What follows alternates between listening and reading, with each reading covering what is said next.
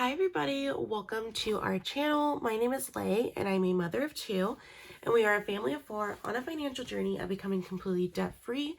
We do have a debt-free goal of 2024 as our debt-free goal year. If you're new to our channel, thank you so much for taking time out of your day and clicking on this video, and I really hope you enjoy this content and decide to stay. And if you're returning, thank you so much for your continued support as we navigate through this journey and all of our successes, as I'm sure many mistakes along the way. So in today's video, we are going to be doing our November budget with me. I have not done a full-on monthly budget overview because we are a paycheck by paycheck budgeter. However, you guys, I think I am going to start implementing that just solely because I really want to see at a bird's eye view how much we're spending in each category, and then do an end of the month recap.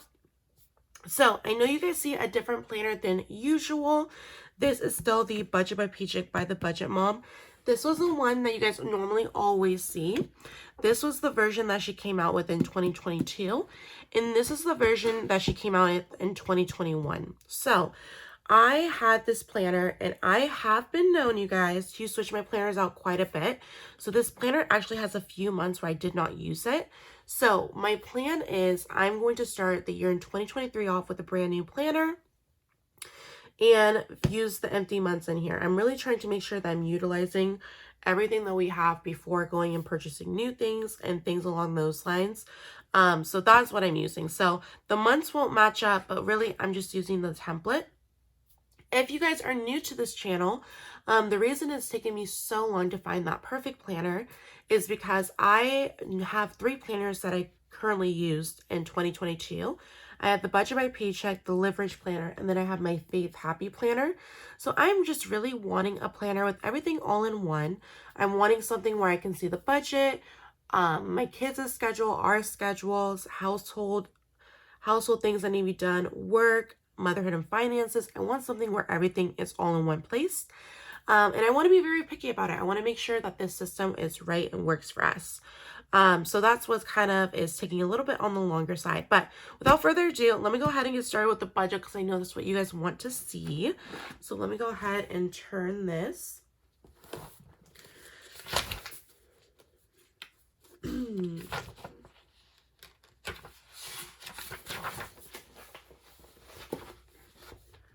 Okay, you guys, so as always, I do write as an angle. When I am done, I will turn it so that way you guys can see it if you guys do not like everything being shown at an angle.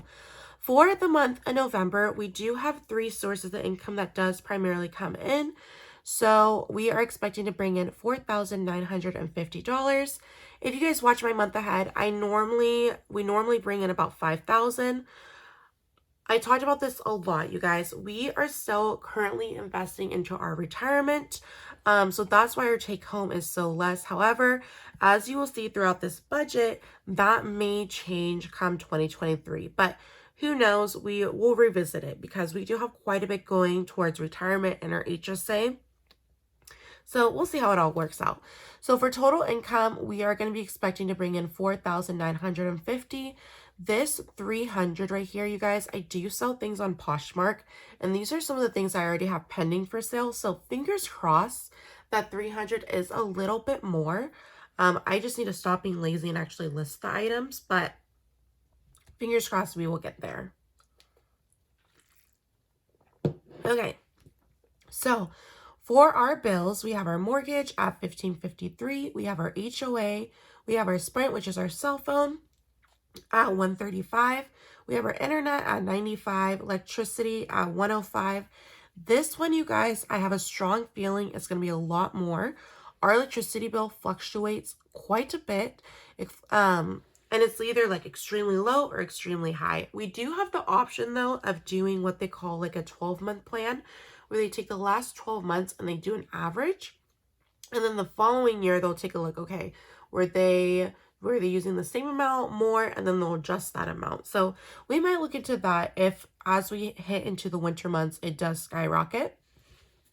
We have the personal loans that I was mentioning to you guys in past videos from our home upgrades and renovations that we did. Luckily, so we have one for $89, one for $101, one for $211, and one for $205. Luckily, these 211 and 205, they're naturally almost paid off, so that is really nice. It's going to free up about $400 within the next, like, I want to say 5 or 6 months. We have our car insurance at $94, car payment at $235. We have our Xbox subscription at $15, and then we have 6 credit cards, you guys. Okay.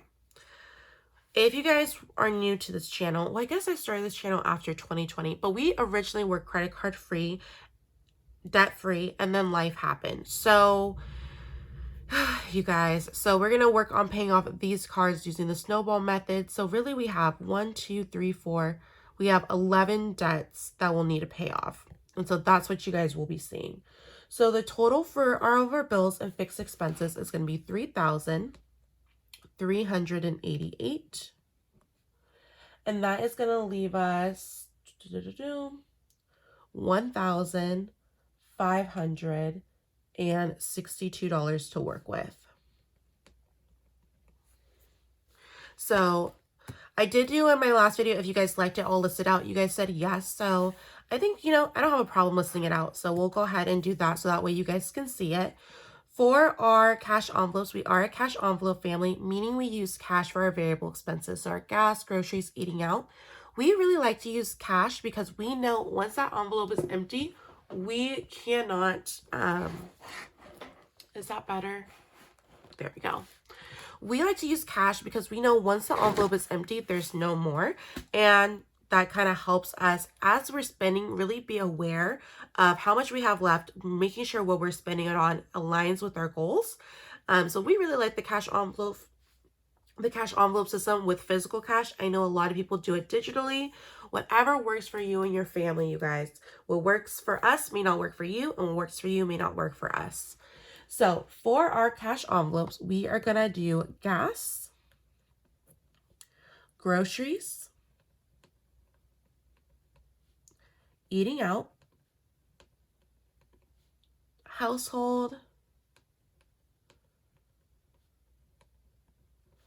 and family fun. Okay, so for gas, I'm going to budget $320 a month or $80 a week. We do also stuff our cash envelopes on a weekly basis. I am a firm believer that you can make anything work for a week. So for us, having it reset 7 days is a lot more helpful than it resetting every 2 weeks or a month. The next thing we're going to do is groceries, and I am going to do $440 or $110 a week. I will slowly increase this as I see inflation go up, you guys. Normally, we started our grocery budget at $75 a week. Then once little man, my son Aiden, once he started eating food, we upped it to $100. And then with just inflation, you guys, I feel like that $10 buffer will be definitely beneficial. If we don't end up using it, like always, we'll just throw it into our rollover fund, which will be thrown into our debt snowball later. Eating out is going to get $100 this month or $25 a week. And household is going to get $200 or $50 a week. And then lastly, family fun is going to get $100 or $25 a week. As we approach the holiday season, you guys, I talked about this a lot in my videos. We are really homebody people. We like staying in and doing like painting, watching movies. So I don't really foresee us using the family fun activity in the month of November. I know in the month of December, we will definitely be using it as we go see zoo lights and go see, in Portland, they have like I think it's called the Winter Wonderland. And it's pretty much you drive through it and it's really fun. We've done it the last 2 years and it's been really fun. Don't quote me on the name though, because I don't think I said the right name. So all of these categories I did up from my previous months. So again, I have a feeling we'll have quite a bit of left over, and we'll just add that to our rollover, and then that will just be made an extra debt snowball payment. So that is going to equal $1,160, and that is going to leave us a remaining $402. Some key points I need to mention in this budget, you guys. We already have an emergency fund and we already have sinking funds. So what is the difference between an emergency fund and a sinking fund? An emergency fund is where something is unexpected or potentially life-changing, right? So that's a loss of a job, a very big medical situation. As to where a sinking fund is planning for an event or situation that you know is going to happen. So think of Christmases, birthdays, car maintenance. You know those things are going to happen.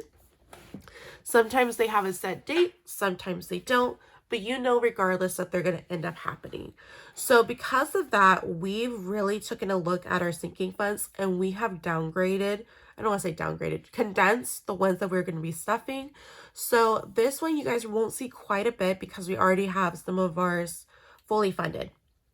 So for our debt, so let me go ahead and put the 402 here. We are going to be doing a debt snowball.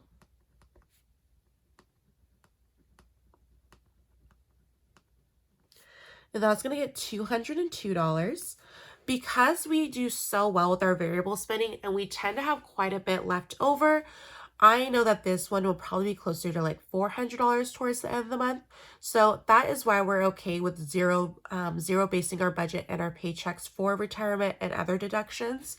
But we'll do a minimum of $200, $202 towards our debt snowball. But I have a feeling, you guys, it's really going to be more closer to $300-$400.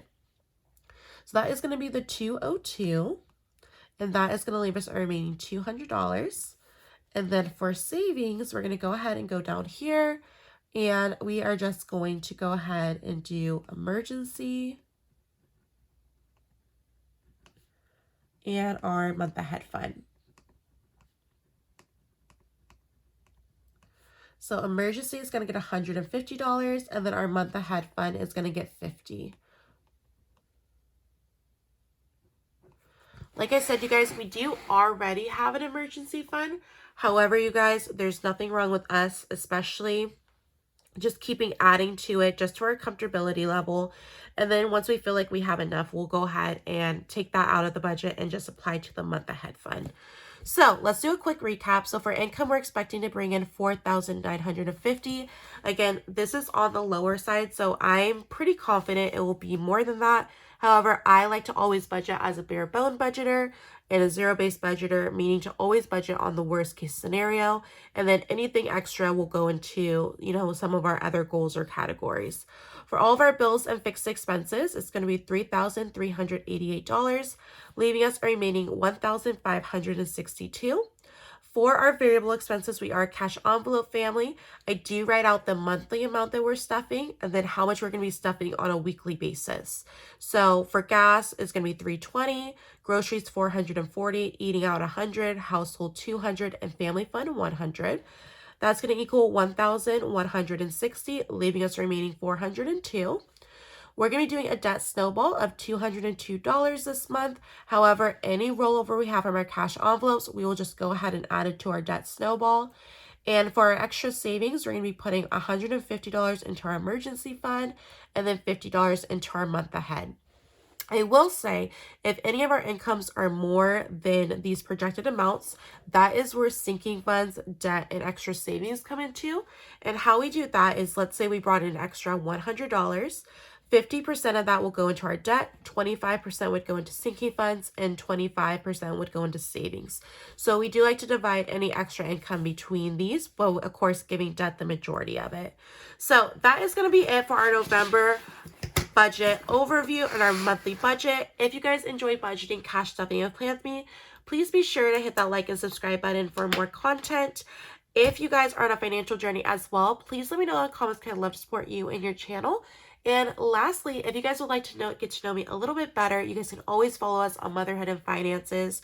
I talk a lot about couponing, budget with me's, day in my lives, family activities, low and fun costs, and I just feel like you get to know me more on a personal level if you're interested in that. But that is going to be it for this video, and I will talk to you guys later. Bye.